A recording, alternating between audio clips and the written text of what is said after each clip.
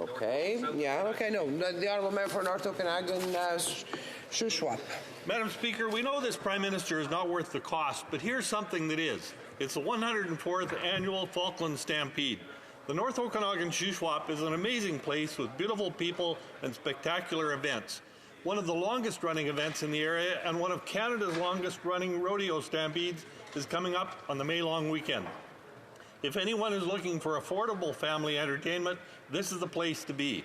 3 days of rodeo fun, food trucks, beer gardens, cowboy church, dances, and pancake breakfast. There really is something for everyone.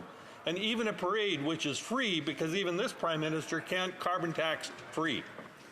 We'll be there on Sunday for the parade and rodeo and hope to see wagon loads of families out enjoying the Falkland showing off its best, including one of Canada's largest flags. The louder the crowds cheer, the harder the Bronx buck at the Falkland Stampede. Yeehaw! Yeehaw! The Honourable Member for Calgary Skyview. Madam Speaker, this Saturday, the Dushmesh Cultural Centre will host Calgary's annual Nagar Kirtan, commemorating Vaisakhi, the birth of the Khalsa. The Nagar Kirtan embodies a vibrant procession filled with sacred hymns and traditional martial arts, guiding the Sri Guru Granth Sahib Ji through our community streets. I'm especially honored that the parade will travel to Prairie Winds Park, right in front of my constituency office in the heart of Northeast Calgary. This event stands as Calgary's second largest gathering following the Calgary Stampede. It serves as a testament to our city's rich cultural tapestry and spirit of unity. All attendees, regardless of religion, caste, gender, economic status, or ethnicity, are warmly welcome to enjoy complimentary vegetarian meals, symbolizing inclusivity and compassion. I extend my heartfelt gratitude to the Dushmesh Cultural Centre. The Honourable Member for Nanaimo Ladysmith. Madam Speaker, I would like to take a moment to highlight an incredible team in my riding of Nanaimo Ladysmith, the John Barsby Secondary School football team, or what locals know as the Barsby Bulldogs. The Barsby Bulldogs is a team full of dedicated and skilled players winning multiple provincial titles in British Columbia. The success of this team is the result of the collective strength of all those who continue to lift them up. Generation after generation, the high school football team has been surrounded by many that make the Bulldogs the strong community it is, including coaches, parents, community members, alumni, teachers, and administrators. One particular individual that I want to give a special shout out to is Coach Stevenson. The positive impacts Coach Stevenson has made on the lives of many over the years is undeniable. So much so that the team sees time and again previous high school players coming back as adults to take on coaching youth football themselves. Coach Stevenson may be humble, but he deserves to be acknowledged for his important mentorship and thanked for his dedication to the team. Congrats to the Bars. The Honourable Member for Glengarry Prescott Russell. Madame la Présidente, I'm rising to recognize an individual in my riding who passed away earlier this year. He was a friend. Next week we will be celebrating his life. Dr. Lennox Hines, who was an outstanding public servant, served Canada for 35 years. He was believed in political engagement. He was a Liberal. I've known him for over 25 years. I was just a young adolescent when I met Dr. Len Hines, and he's always been proven to be a friend, to provide sound advice. Sometimes I would have to keep his doors the last one during elections because he'd always want to have a drink and chat about politics. My sincere condolences to his wife, Marjorie, and his family. You will be missed. The Honourable Member for Calgary Centre. Thank you, Madam Speaker. On April 22nd, John Adams, the President of Valor Canada, presented the annual General Sir Arthur Currie Award to one of Calgary's finest, George Brookman, often referred to as Mr. Calgary. There's much I could say about George and his contributions to Calgary and to Canada, but I'd be here for quite a while. His recognition for this award is due to his role in steering events that contribute to our understanding and support of our military. Like the general honored in the award he received, George Brookman is a true leader. Thank you, George, for all you do for Canada's military heritage, and so much more. Valor Canada is an organization that educates young Canadians about our shared military heritage by developing learning opportunities to foster a deeper understanding of who we are as individuals, citizens, and as a nation. To John Adams and his team at Valor Canada, thank you. We are indebted to you for your work. The honourable member for Surrey Centre. Thank you, Madam Speaker. Surrey is a young city. With over 35,000 individuals aged between 19 and 25, Surrey is home to the largest number of youths in all of BC. It is no surprise that our youth are at the forefront of Surrey's growth and innovation. Every year, the Surrey Board of Trade recognizes 25 outstanding youth with their Surrey's Top 25 Under 25 award. This award pays homage to business and community-minded youth, recognizes their position as a role model for their community. From focusing on drug and opioid abuse prevention to advocating for increased senior support to the promotion of arts and culture in youth, Surrey's Top 25 Under 25 are represented in every corner of the city. I wanted to give a special shout out to my former staffer, Harjot Kalar, and volunteer Sohana Gill, who have both been recognized for their community service with this award. Congratulations to all the recipients of this amazing award. L'honorable député d'Orléans. Madame la Présidente, today we are welcoming the Canadian Remembrance Torch to Parliament Hill. The Remembrance Torch was created by accomplished McMaster students and now serves as an important symbol for the contribution of Canadian veterans. The founder of this torch, Karen Hunter, whose family has long tradition of serving in our armed forces, was the visionary behind the symbol. It is a symbol of gratitude for peace and freedom and serves to bring awareness of Canada's military contribution in the liberation of the Netherlands during the Second World War. This summer, it will continue its journey by traveling to France to commemorate the 80th anniversary of D-Day at Juno Beach. I want to say thanks to Karen and her students for undertaking this project, dedicated to remembering those who have fought for the freedoms that we so much cherish. Merci.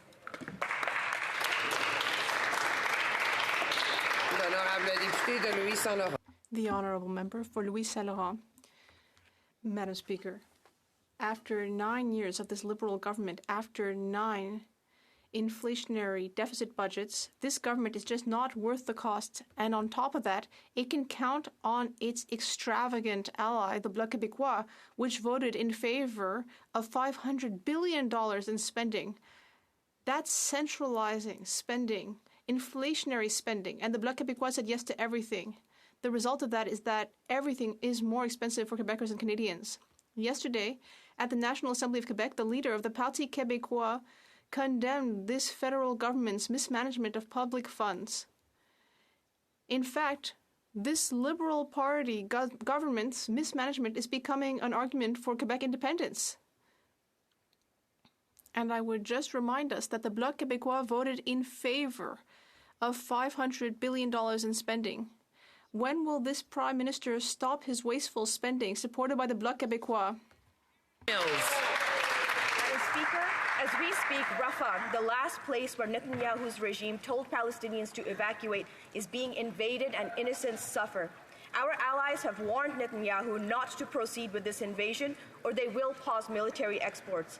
My constituents have been clear that they want us to do the same.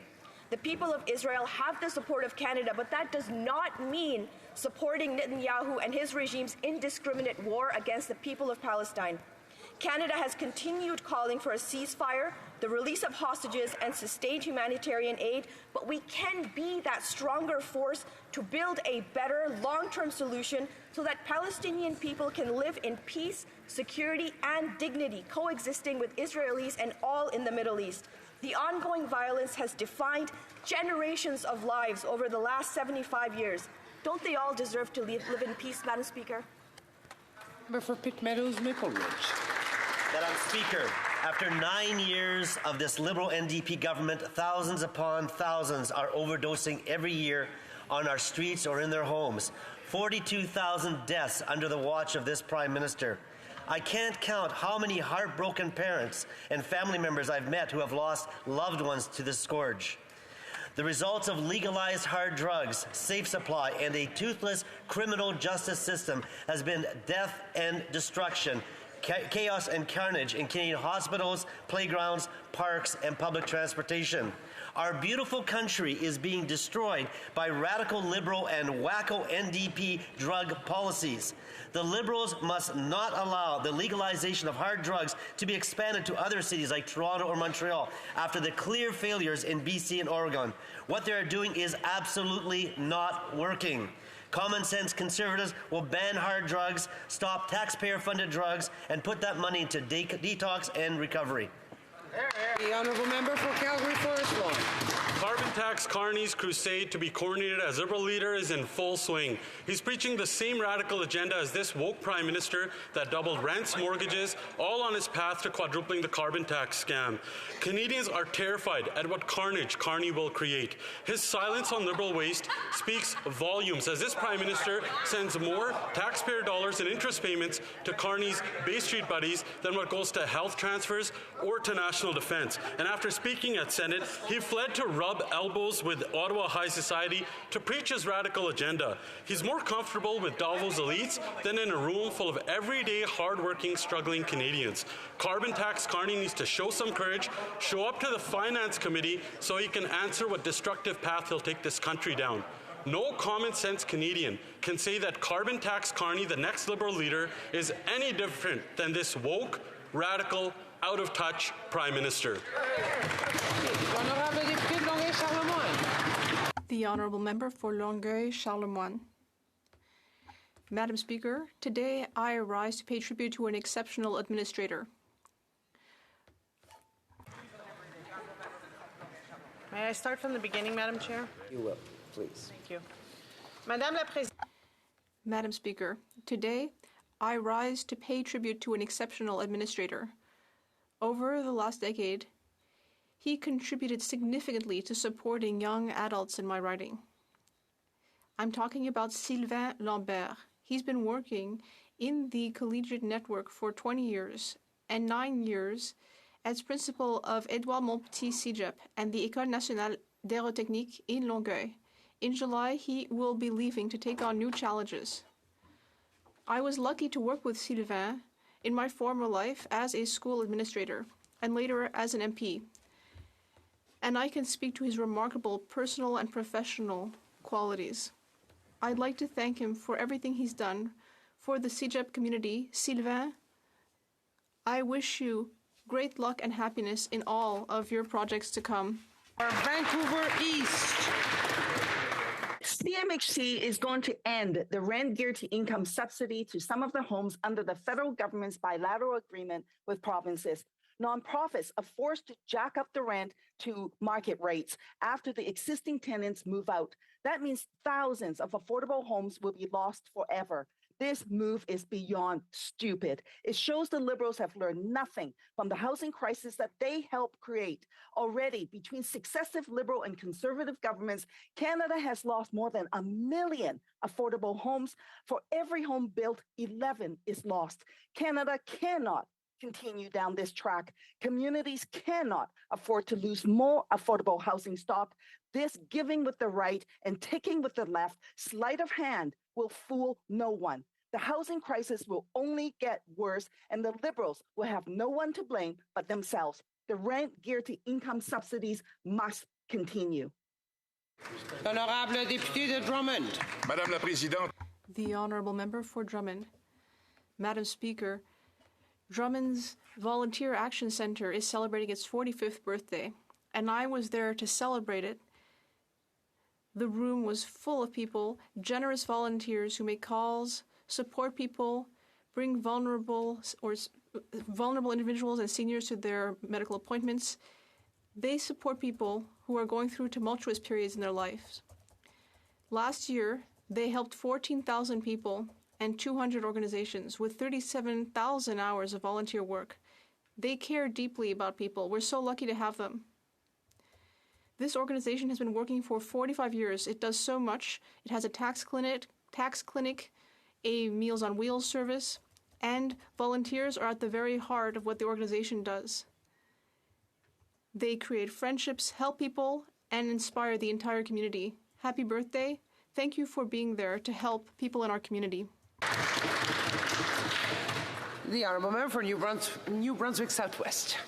Speaker, Newfoundland and Labrador has contributed much to our great Dominion, but few gifts from the Rock rival that of the now departed Rex Murphy. Inspired by his firm belief that Canada was founded on great principles, had achieved great things in the past, and could and should do much more in the future, Rex stood on guard for all of us with great wit and wisdom throughout his many newspaper columns and on-air commentaries. Rex was brave, but without pretense. He despised the smug. He understood and championed everyday Canadians, especially those who struggled. He appreciated the inherent fallen nature of humankind, as well as our ability to rise above our failings through the pursuit of virtue. God bless Canada, God bless Newfoundland and Labrador, and God bless the soul of Raphael Rex Murphy. The honourable member for Hamilton Mountain. Speaker, the Hamilton Reads title for 2024 is Chrysalis, the first book by Hamilton Mountain's own Anuja Varghese. It won a Governor General's Literary Award, a Writers' Trust Award, and several other honors. It's a book dedicated to, quote, all the girls and women who don't see themselves in most stories. You are worthy of reflection despite what you've been told. And Speaker, it's a really fun read. Anuja told me she's always looking for ways to empower women and girls, and sometimes that means you get to be a shapeshifter and eat your enemies. She says fantasy fiction helps us let loose, wonder what if, and consider difficult subjects like racism, homophobia, and misogyny in stories rather than statistics. Anuja unleashed her inner writer when she moved to Hamilton and found the community that inspired her and the support that helped her flourish. I want to congratulate Anuja on her success, thank her for the delicious stories, and tell her Hamilton is very glad she now calls our city home. All right. Oral questions orales. The honourable member for South Surrey Whitecross. After 9 years, this Prime Minister is not worth the drugs, disorder, and death. Open access to meth and fentanyl is killing Canadians. BC parents are terrified that children will step on dirty needles on soccer fields. Nurses are breathing in fentanyl smoke as they treat patients in hospitals. On May 21st, Parliament will vote on our motion to ensure this extremist drug experiment is never repeated.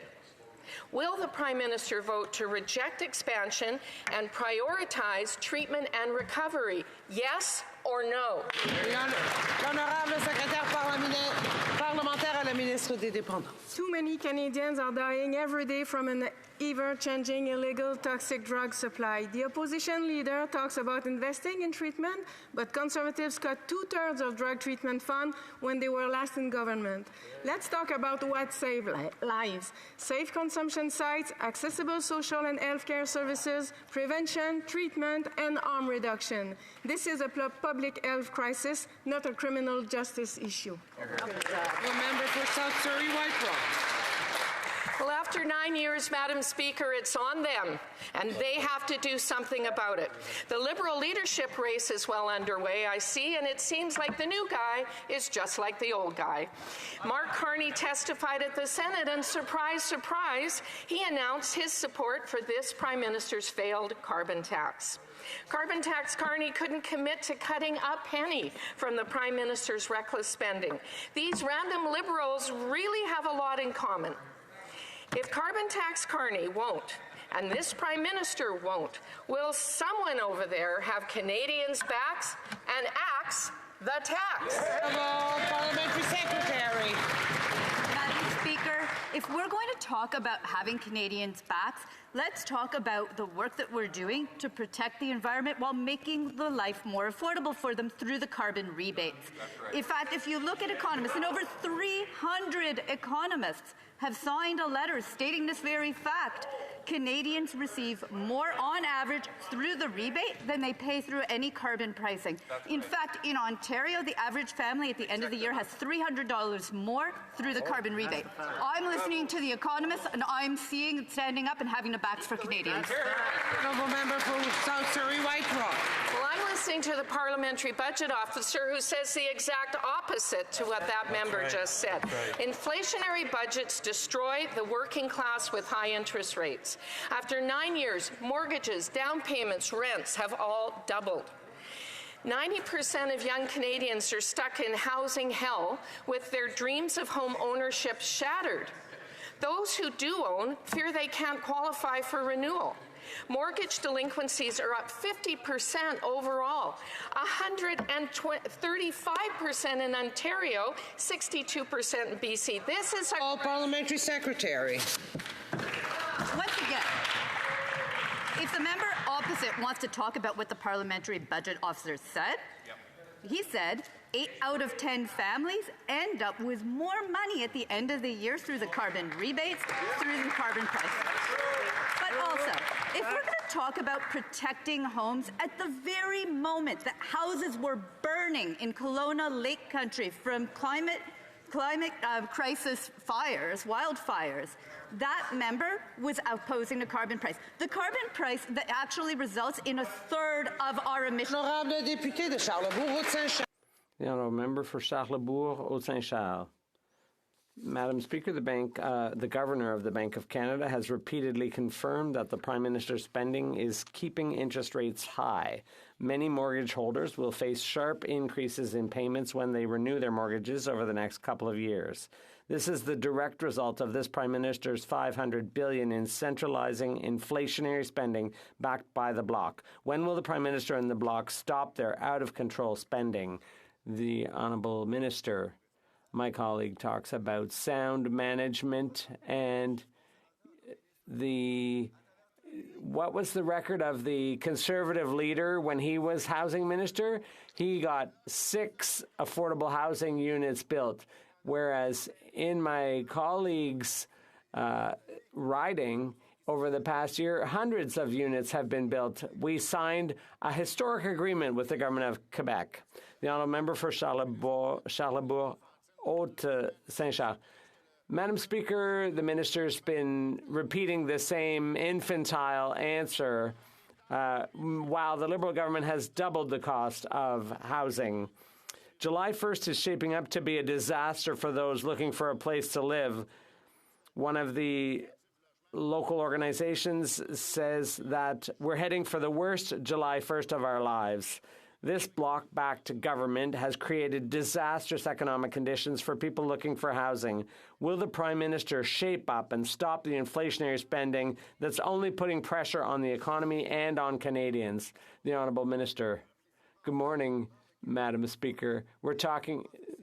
He talked about childish calculations. Well, yeah, this is an easy one. Counting to 6. 6 affordable housing units is what the Conservative leader managed to get built in his tenure as housing minister. So talk about childish, whereas 222 units have been built in the members' riding in cooperation with the government in Quebec. The honourable member for Manicouagan. Madam Speaker, the unfortunate thing about the member for Glengarry Prescott Russell's insults is that they hindered opportunities for substantive conversations about French. While he publicly humiliated himself, the report of the Commissioner of Official Languages went almost unnoticed. But the Commissioner severely criticized the federal government, calling it reluctant to offer services in French, and reluctant about allowing Francophones to work in their own language. Instead of insulting Quebecers, shouldn't the Liberals have announced this week that they're finally going to force the federal government to respect Francophones? The Honourable Parliamentary Secretary. Thank you, Madam Speaker. Look, on this side of the House, we've always been there for Francophones in Canada and in Quebec. And I find it really interesting coming from my colleague because when the Bloc tries to monopolize this file, they're bothered by the fact that our government and my colleague from Glengarry Prescott Russell, all the Liberals on this side who are from Quebec, and I would say our whole caucus even, defends French in Quebec and all across the country. We're the only government that does that. The Honourable Member for Manicouagan. Madam Speaker, the Liberal member for Glengarry Prescott Russell devoted his 15 minutes of fame to denying the decline of French in Quebec. An odd choice, a very odd choice at a time when the Commissioner of Official Languages is pointing out that in his region along the Ottawa River, that's where he gets the most complaints from. These include complaints from federal public servants who are unable to work in French. The Commissioner said the complaints received attest to the fact that many federal institutions don't take their language obligations seriously.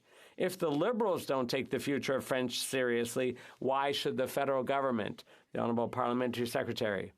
Mr. Speaker, Madam Speaker, rather, let's talk about our government's investments under our action plan. $1.4 billion for the next 5 years to help French. Madam Speaker, we're the only government that has acknowledged the decline in French. We've modernized the Official Languages Act.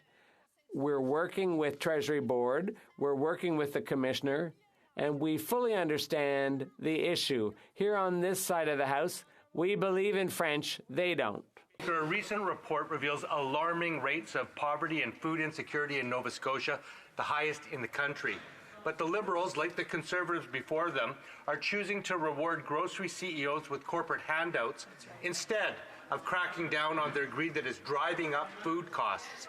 So while the Conservatives vote against nutritious meals for kids at school, the Liberals are letting food conglomerates gouge Canadians at the till. Why is this government allowing the CEO's greed to go unchecked at the costs of Canadians going hungry? The Honourable Parliamentary Secretary. I agree with the Honourable Member that it's certainly hypocritical for Conservatives to cite food bank lineups as something that they care about when voting against a national school food program that's going to feed over 400,000 kids per year. That's hypocritical if I've ever heard it before. But it's very good to hear my member or my colleague in the NDP party, who we've worked with successfully to update our Competition Act in successive rounds, which are going to improve prices for Canadians and increase competition, which is, I think, vitally important. Great answer. Member for Nanaimo Ladysmith. Madam Speaker, rent is going up faster than Canadians can afford, with families relying on credit cards more and more to buy food and necessities. In my riding of Nanaimo Ladysmith, rent went up over 9% last year alone. People can't cut back any more than they already are. Yet the Liberals are sitting on their hands and letting corporate greed drive up costs. This plan is not working. When will the Liberals have the courage to crack down on the corporate greed driving up rent and food prices? The Honourable Minister. Madam Speaker, I thank my honourable colleague for the question, and I point to the recent federal budget where we announced that we would be taking measures to prevent corporate landowners from buying up single-family homes, but also advancing measures to protect renters and to bring down the cost of rent by adding more supply. We are moving forward with programs that introduce low-cost financing for more rental construction. We've got new subsidies for affordable housing and cooperative housing and an acquisition for nonprofits who can actually take affordable homes and keep them affordable in perpetuity. In addition, Madam Speaker, we're moving forward with a Renters' Bill of Rights and a series of other measures that are designed to protect the interest of renters for whom the cost of living has simply become too high. The Honourable Member for Central Okanagan, Similkin in Nicola. Madam Speaker, after 9 years of this NDP Liberal government, finding an affordable rental is only getting harder. Despite their record spending, a new report says that rents in Canada increased 9.3% annually in April. It's gotten so bad that people seeking an affordable rental, their only choice, Madam Speaker, is to laugh or cry.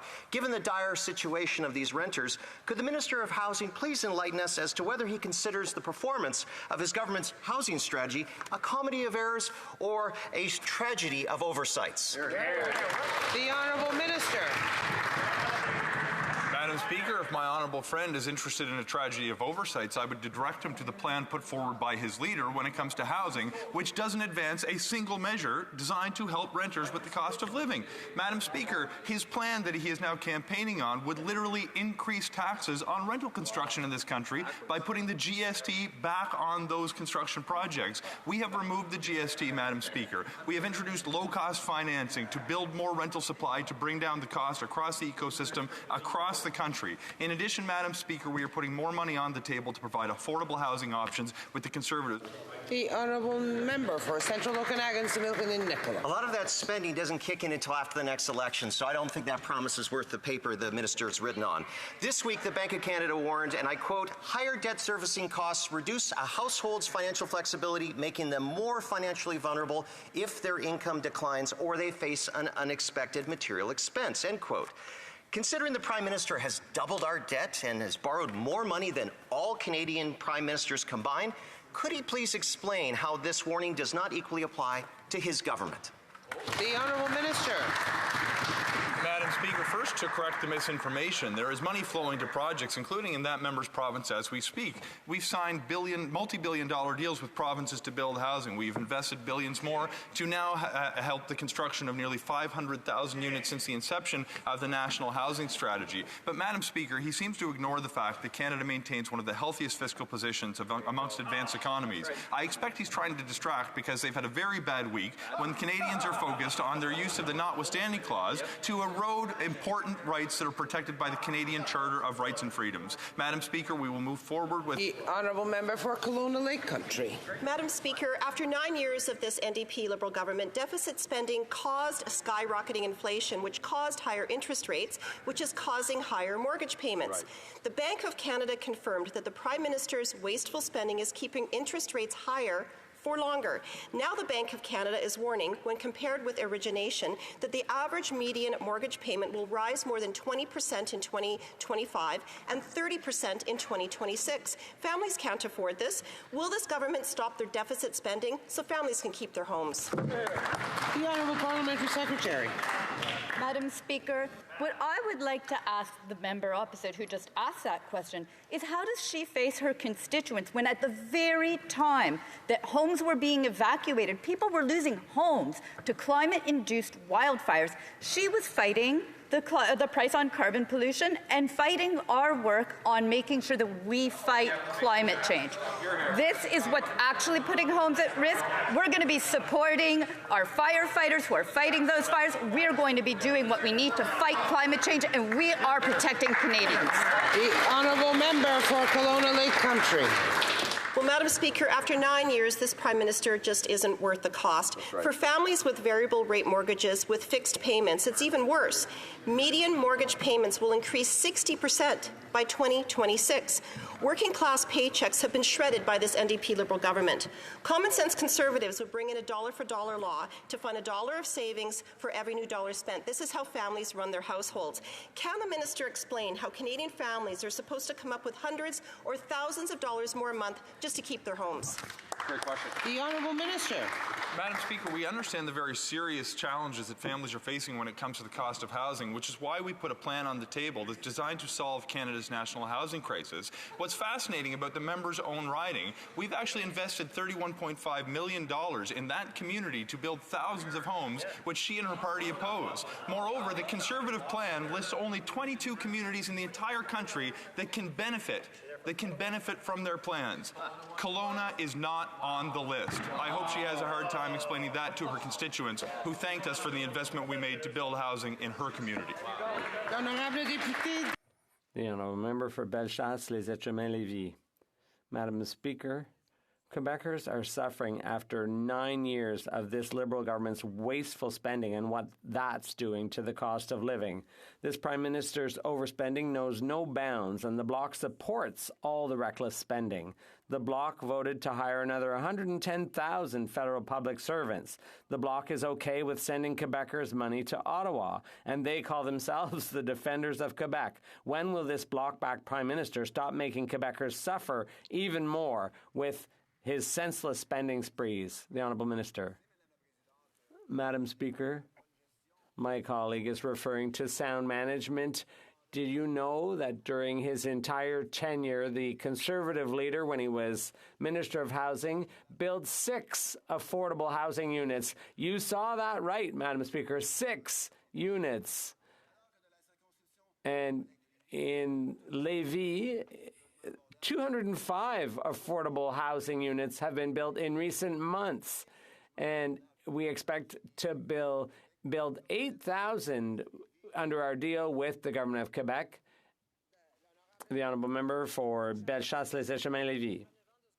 After 9 years of this Liberal government, there's been 9 years of suffering for Quebecers, budget chaos, criminals on the loose, unaffordable food and housing. And instead of thinking about fixing the budget, the Bloc supports $500 billion in reckless inflationary spending. The more this Bloc-backed government spends, the more Quebecers suffer. The Prime Minister and the Bloc aren't worth the cost. Could they spare a thought for Quebecers and stop wasting their money? The Honourable Minister.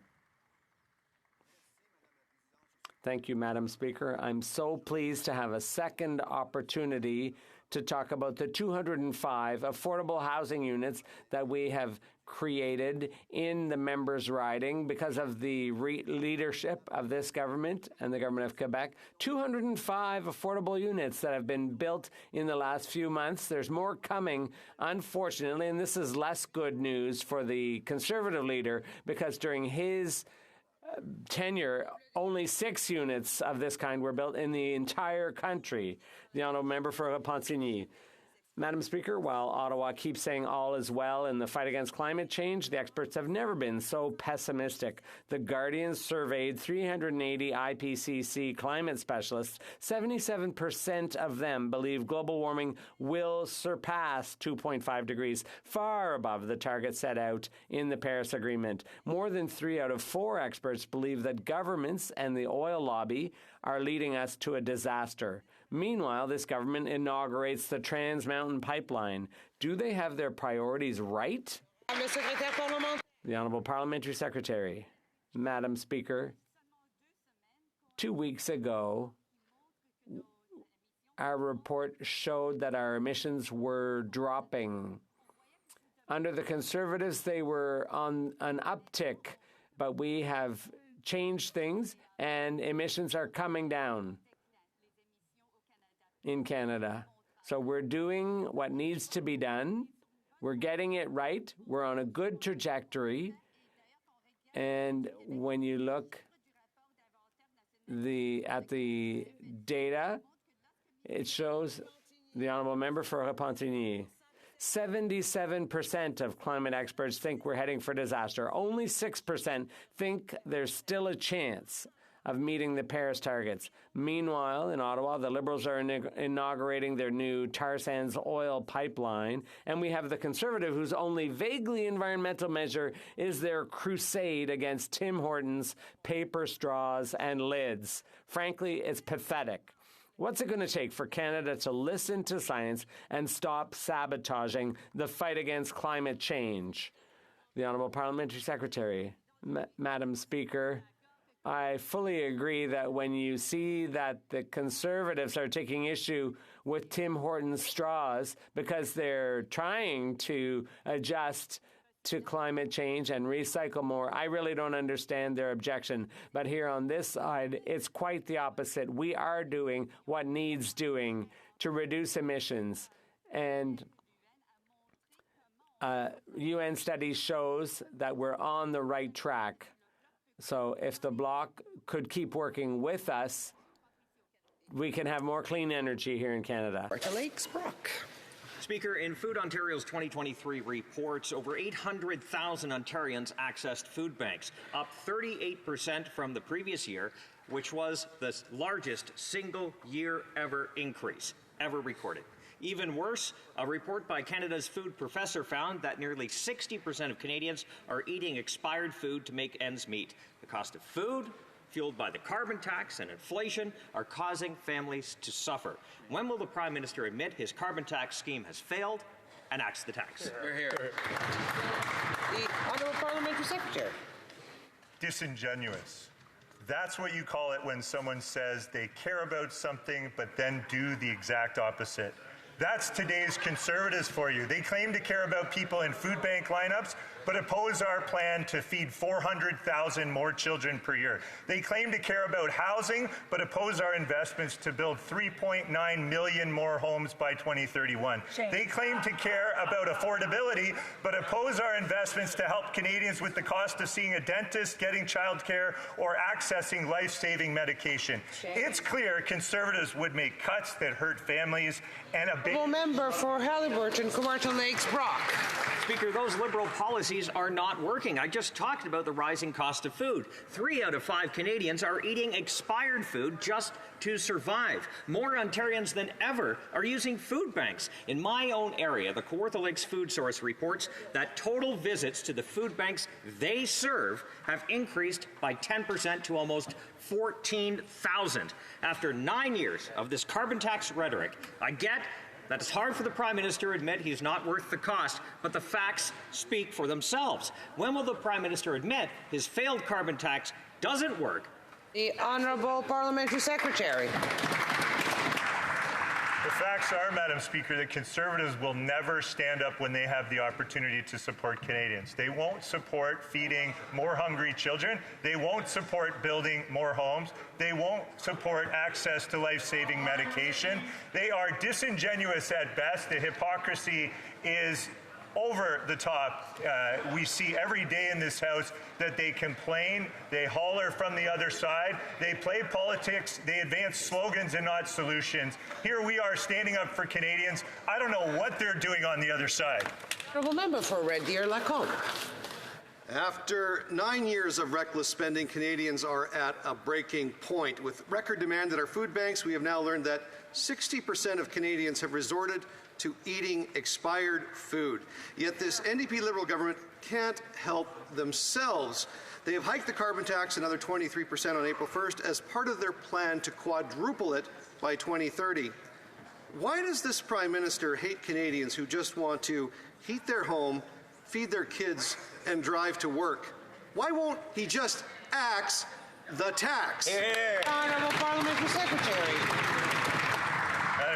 Madam Speaker, Conservatives talk down our economy every day in this House, while in reality Canada's economy has shown great resilience despite the global shocks that it's been under.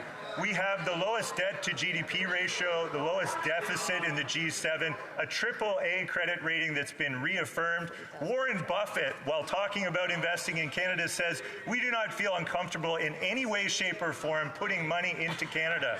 The IMF, in the most recent fiscal monitor, rated Canada as #1 for budget balance, and this year's budget puts our healthy national balance sheet to work. The Honourable Member for Moose Jaw, Lake Centre Lanigan. Madam Speaker, after 9 years of this NDP Liberal government, this Prime Minister is just not worth the cost. Food banks are on the brink. Demand is up and donations are down.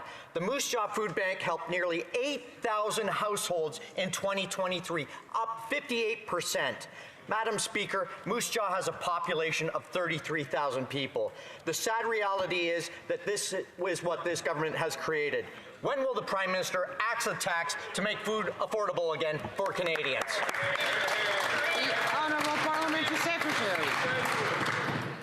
Madam Speaker, it is so rich hearing the Conservatives again cite food bank lineups and continually rage farm off the suffering of Canadians, when they will not step up when given the opportunity to support feeding 400,000 more kids per year. This is something that I advocated for many years before getting into politics. I know many members of this House are encouraged by the fact that our government has made a $1 billion commitment to feed more hungry children in this country. I don't understand how the Honourable Member for London Fanshawe. We know that the Liberals are out of touch with everyday Canadians, and Conservatives are worse. After voting no to free medication, the member for Lambton Kent Middlesex wants people to know the real problem isn't that they have to pay out of pocket for care. No, the real problem is Tim Hortons and their new paper coffee cups. While new Democrats are getting free dental care and pharmacare for Canadians, Liberals delay and Conservatives obstruct support for people. Oh, and also they blast coffee lids. Why is this government, like the Conservatives, so completely out to lunch with the reality of everyday Canadians? The Honourable Minister of Health. Thank you, Madam Speaker, and I thank the member opposite for her advocacy. There's nothing more fundamental. You want to talk about liberty. There's nothing more fundamental than having the liberty and autonomy over your own body. And it was so disappointing to see Conservative MPs out making speeches trying to tell our daughters and our sisters what they can do with their bodies. Well, I'm here to say that our party, the Liberal Party, and our Prime Minister and every member of our caucus stands firmly behind not only a woman's right to choose when it comes to making a choice over her body, but to make sure that she has the reproductive medicine so she has full autonomy and control over her own body. The honourable member for Fort Moody Coquitlam. It's National Caregiver Month, and 50% of women are taking care of their elderly parents or loved ones with a disability. And 1 in 5 of those caregivers report spending more than $1,000 a month to take care of their loved one. And these costs are only going up. The Liberals keep letting women down. For years, the Liberals promised families a simple, refundable caregiver tax credit. They haven't delivered. When will the Liberals give women the respect they deserve and finally make the caregiver tax credit refundable? The Honourable Parliamentary Secretary. Madam Speaker, our government has stepped up and implemented the law. We have introduced the disability benefit, and this benefit is the single largest line item in the budget, $6.1 billion over 6 years. This is an important first step, a step that will help Canadians alleviate poverty. We need to build upon this. Thank you, Madam Speaker. The Honourable, l'Honourable Député de Lac-Saint-Louis. The Minister of Sport and Physical Activity has said all along that Canadians deserve a safe, inclusive, and welcoming sports system. Our sports system needs to be grounded in human rights. Accountability, integrity, and safety need to be at the center of sport governance and operations. Can the Minister update the House on her progress to create a safer sports system in Canada, one that reflects and celebrates our Canadian values? The Honourable Minister of Sports. Thank you, Madam Speaker. We've heard very clearly about the need for systemic reform and culture change in sport. Survivors have bravely come forward so that we can learn, better protect our kids, and improve our systems and processes. What's been going on in sport, the maltreatment, the abuse, the discrimination, is unacceptable and has to stop. And that's why we announced the creation of the Future in Sport Commission, the membership of which we announced yesterday. Madam Speaker, along with the member from Lac-Saint-Louis, all of us here in this House, indeed all Canadians, need to build for our children the sports system that's safe and that they deserve. Hear, hear. Honourable member for Langley-Eldergrove. After 9 years of this NDP Liberal Prime Minister, it is clear he is not worth the crime, chaos, drugs, and disorder. His radical experiment in British Columbia with taxpayer-funded hard drugs and legalized street drugs has led to more crime, chaos, and disorder. Common Sense Conservatives have put forward a motion to put an end to this risky experimentation. So, will the Liberals vote with us to ban hard drugs and to offer recovery and hope instead? Yes. L'Honourable Secrétaire Parlementaire. The Honourable Parliamentary Secretary. Madame la Présidente, Thank you, Madam Speaker. From the beginning, what we have offered is to help people through treatment, harm reduction, strengthening legislation. We are here to help people, to accompany them through their journeys. Everyone deserves full support. No one chooses to become addicted to drugs, and that's why we're there to help everyone. After 9 years, this NDP Liberal Prime Minister is not worth the crime, chaos, drugs, and disorder caused by his wacko policies. That's right. It's wacko to allow drug use in parks, hospitals, and playgrounds. It's wacko that this government's policy is exposing kids and healthcare workers to lethal drugs.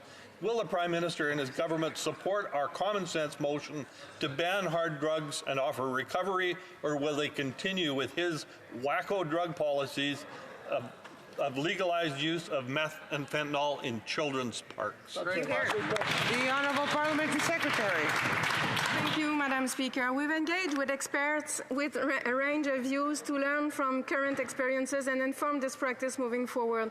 We're working with all federally funded programs and have ramped up mitigation and enforcement measures. We expect provinces and territories to do the same, and the evaluation is ongoing. We will do what we need to do. The honourable member for Pitt Meadows, Maple Ridge. Madam Speaker, having eyes, why can't the Liberals and NDP see the death and destruction the radical drug experiment is having in Canada? Having ears, why can't they hear the cries of weeping parents and the loved ones of 42,000 who have died from opioids? When will the Liberals and NDP realize that their wacko safe supply and hard drug legalization is destroying this nation? Will they vote with common sense Conservatives to ban hard drugs, stop taxpayer-funded drugs, and put that money into detox and recovery? The Honourable Parliamentary Secretary. Madame la Présidente, c'est justement parce qu'on est... Madam Speaker, we do listen to experts, and we are attuned to people's needs, the needs of those who are on the streets using drugs. That's why we have options and solutions like strengthening legislation, harm reduction, treatment, and supervised consumption. Those are the steps we're taking. Madam Speaker, these Liberals are more offended by their policies being called wacko than they are by finding needles on kids' soccer fields or skyrocketing overdose rates. Conservatives have put forward a motion calling on the government to ban hard drugs and offer recovery programs across Canada. Will this government vote in support of a common sense motion, or will they continue pearl clutching over words like wacko?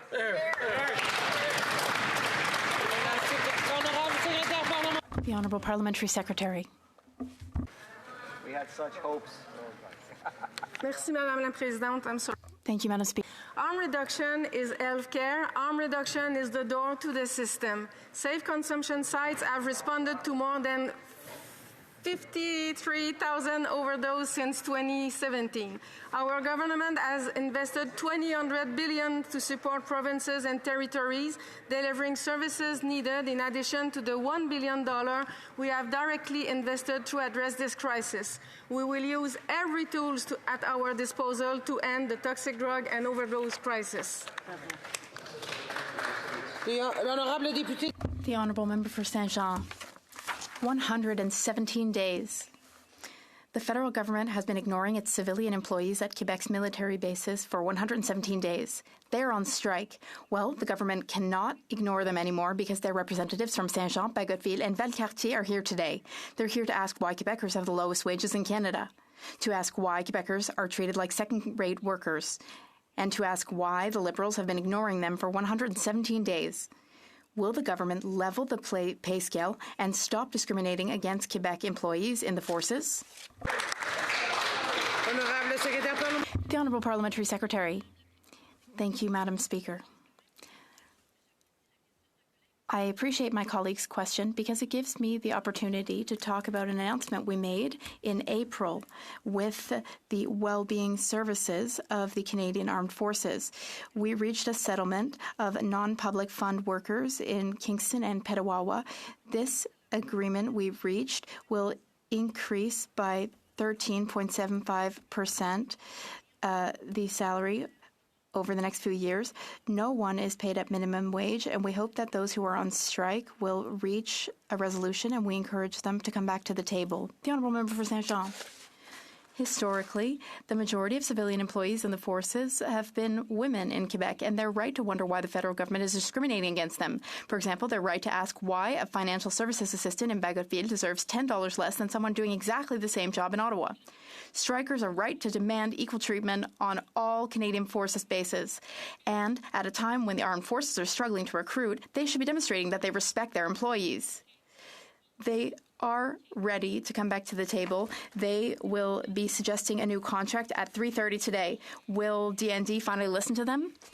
The Honourable Parliamentary Secretary. Once again, I thank my colleague for her question, and I appreciate the question because we do know that it's possible to reach solutions and agreements together at the bargaining table like we did in Kingston, in Petawawa, and here in Ottawa. The agreement that was negotiated will significantly increase salaries by 13.75% over 3 years. We hope that the three striking parties will return to the bargaining table. Madam Speaker, I wish to thank all employees working with our military bases and with our military families. The Honourable Member for Beauce. Madam Speaker, after 9 years of this Bloc Liberal government, the housing crisis is unprecedented. July 1st will go down in history, but not for the right reasons. This crisis is affecting not only large urban centres, but also our regions. In an article in La Presse this morning, the Quebec Police Association noted a significant increase in homelessness. This is a sad reality. It's caused by lack of housing and the rising cost of living. When will this bloc-backed government stop announcing programs with even more bureaucracy and instead ensure that housing is built in the regions too? The Honourable Minister. Madam Speaker, I appreciate the question. It's interesting because the member who asked the question supports a plan in which we don't build affordable housing. The member is in favor of increasing tax rates for new apartment construction. That is not okay, Madam Speaker. Our plan is to invest and to build affordable housing. For example, we just reached a deal with Quebec to build 8,000 housing units. Meanwhile, Madam Speaker, the Conservative Party leader, when he was housing minister, he managed to build a grand total of 6 housing units throughout the country. The Honourable Member for Beauce. Madam Speaker, at that point, rent was half as expensive. The government should really follow the situation more closely. Now, after 9 years, this government, with the support of the Bloc, has voted for $500 billion in centralizing inflationary budget spending that is driving up the price of everything, pushing more people into homelessness across Canada. The government's failure to control its spending is the cause of all these problems. Add to that a carbon tax, and you'll understand the situation today. When will this Bloc-backed Prime Minister stop wasting money so that Quebecers can start living and eating with dignity again? The Honourable Minister. Thank you, Madam Speaker. I have a great deal of respect for the member for Beauce. He used to be the mayor of an important municipality in Beauce. Now, here's what I would like to know. How does he feel about the attitude of the Conservative leader? The Conservative leader, when he was housing minister, created a grand total of 6 housing units. And the leader of the opposition insults and continues to insult Quebec's municipalities and their leaders, calling them incompetent. How does he feel as former mayor of a Quebec municipality? How does he feel about being called incompetent by a Conservative leader who built only 6 housing units? The Honourable Member for Louis Saint Laurent. Madam Speaker, does the minister know Nadia Gagné? Has he heard of Nadia Gagné? Nadia Gagné is a woman who lives in a van. For the past few days, she's been living in a van. Why?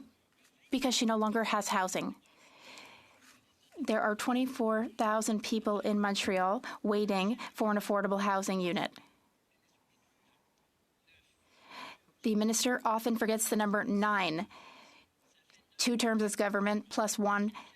9 years in government. Is he proud of his government's track record? Is he proud of the situation today caused by 9 years of his government? The Honourable Minister. Thank you, Madam Speaker. I thank the member. He's another member that I have a great deal of respect for. He is well respected and important in Quebec, and I thank him for bringing up Nathalie. There are many Nathalies and people like her in Quebec who need housing. It's a difficult situation in 2024 in Quebec. That's why people need a government that invests in them, not an official opposition who insults municipalities. Does he feel that insulting Quebec's municipalities is a sign of respect? The Honourable Member for Saint-Léonard, Saint-Michel. Madam Speaker, the Conservatives continue to show their true colours. The Conservative leader said he'd override the rights of Canadians by using the notwithstanding clause. On Tuesday, the member for Peace River Westlock introduced a petition here in the House to restrict abortion access. And on the same day, every Conservative member voted against a bill that would provide contraceptives to women who can't otherwise afford it. And yesterday, coincidentally, an anti-choice March for Life protest was held here in Ottawa. Can the Minister of Health assure women across Canada that the Honourable Minister of Health.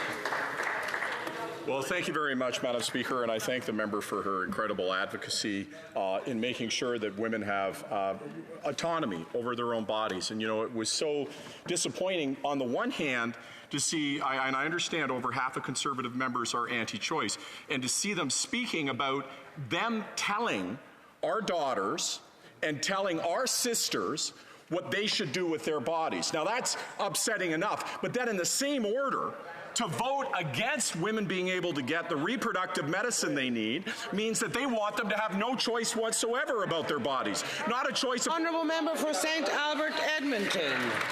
Madam Speaker, the Minister of Employment pocketed money from his business partner, the same business partner that was lobbying the Minister's Department while securing $110 million in government contracts. Wow. Meanwhile, the Minister actively hid this shady arrangement from the Ethics Commissioner.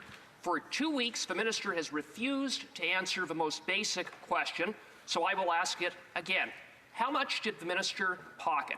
How much? How much? How much? Here. The Honourable Minister of Health. The member well knows that the Minister has answered these questions, and of course he would not dare say the things that he just said in this chamber where he uses parliamentary privilege outside, because he knows to do so would have serious consequences. The Honourable Member for Calgary Rocky Ridge. Bring it on. Madam Speaker, after 9 years of this NDP Liberal government, the Canadian Armed Forces have 16,000 personnel vacancies and a crisis of morale, recruitment and retention. That's why the Defence Committee unanimously voted to cancel the April 1st rent increase for base housing. Like other Canadians, our troops can't afford rent and groceries and know that this Prime Minister is not worth the cost. Shame. Will the Prime Minister show that he actually supports our troops and reverse the April 1st rent increase? Yes or no? Here, here. Here, here. The Honourable Parliamentary Secretary. Madam Speaker, I'll take no lesson, and I mean no lesson from the Conservative when it comes to defence spending. So, they let defense spending drop below 1%. They voted against actually a salary increase for our members.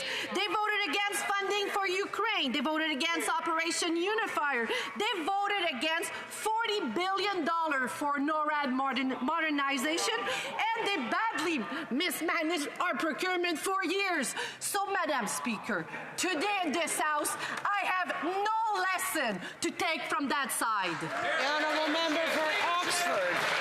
When asked by the media, the Immigration Minister clearly stated that all international students undergo a criminal record check to enter Canada. That is false. Police certificates are not mandatory for international students that enter our country thanks to this Liberal government. This Immigration Minister is following the exact same reckless path of his predecessor, who notoriously lost 1 million people. Why did the Minister mislead Canadians, and can you tell us how many international students were let in without police clearances? The Honourable Parliamentary Secretary. Madam Speaker, for far too long, international students have been exploited and vulnerable from abuse and fraud. That's why we are taking concrete action. We implemented a new verification process to authenticate the acceptance letters. We raised financial requirements to ensure they are prepared for their lives in Canada. And recently, we announced a national cap on student visas. Madam Speaker, we have a responsibility to ensure international students are set up for success, and that's exactly what we're doing. The Honourable Member for Mississauga East Cooksville. Madam Speaker, international trade is very important for Canada, supporting roughly 1 in 6 jobs nationwide. While Conservatives in this House voted against modernizing free trade with Ukraine, cheering on damaging and illegal bridge blockades, and supported Brexit, on this side of the House, we know that Canadian businesses, innovators, workers, and exporters benefit from a strong, stable, progressive, and rules-based international order. Can the Parliamentary Secretary to the Minister of International Trade kindly update this House as to how the government is standing up for free trade on the global stage? Honourable Parliamentary Secretary.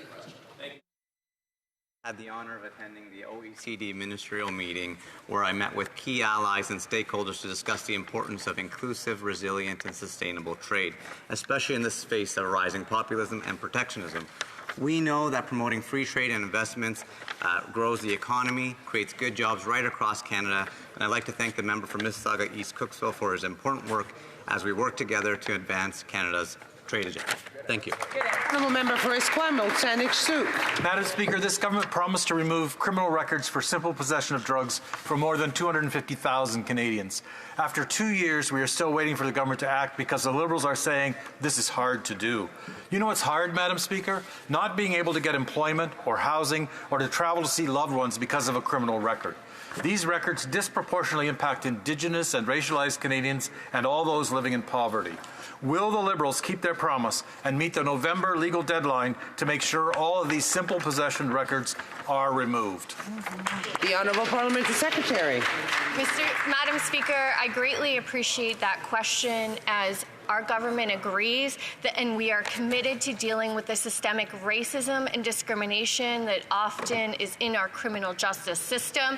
It is why I welcome working with the member opposite to meet our November 2024 deadline to implement C5. Madam Speaker, we are working with partners like provinces and territories to do just that. There is more work to be done, but we are absolutely committed to creating a fair justice system, because that creates safer communities.